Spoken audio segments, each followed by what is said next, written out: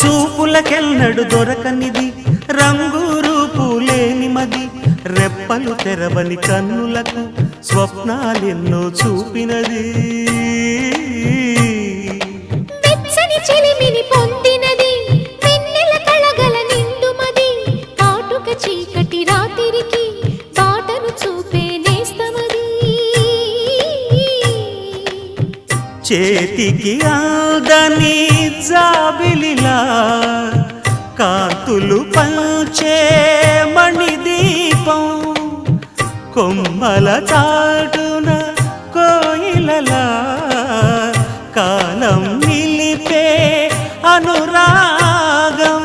అడగని వరములు కురిపించి